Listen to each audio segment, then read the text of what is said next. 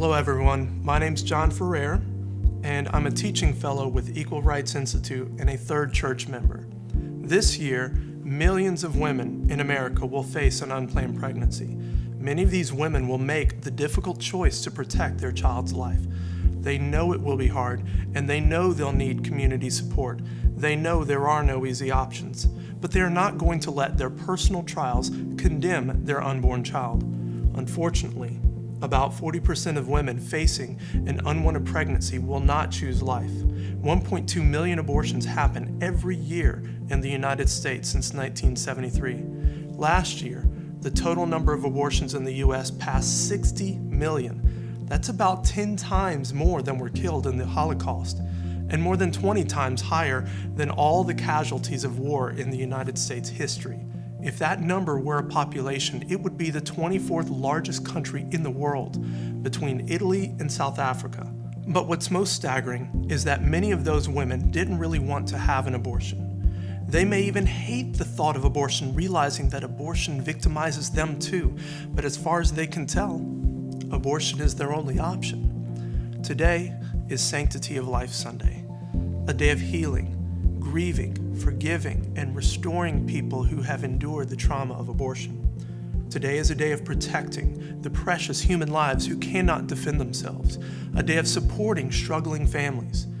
People in churches around the world are declaring today that abortion is unthinkable and life is the only option. Sanctity of Life Sunday is a kind of commissioning service for everyone who has breath in their lungs to declare that we will do our part in building up a culture of life in our churches, our homes, our schools, and our communities. We're committed to life. Scripture says that God is the author of life. He knits us together in the womb, according to Psalm 139. Children are a heritage, a reward, and a blessing, according to Psalm 127. And Proverbs 24 says we are to rescue those who are being taken away to death and hold those who are stumbling, hold them back from the slaughter. In God's eyes, the child's life is not ours to steal, but theirs to keep.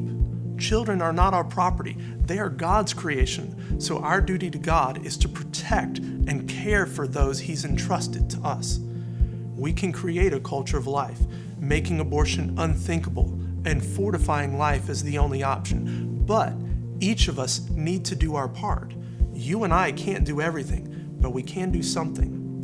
You can support adoption and foster services and consider adopting into your family. Bethany Family Services, an adoption agency on Franklin Street, would love to have your support. You can support crisis pregnancy clinics like Pathways of Pella on Main Street.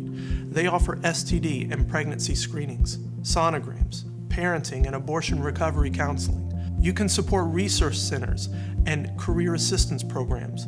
The Well Resource Center here in Pella and Chloe's Closet in Oskaloosa offer programs and clothing and household items to support struggling families and young mothers. You can support Pella Pro-Life and Central Students for Life as these groups raise awareness about the pro-life cause. Will you join us in supporting life?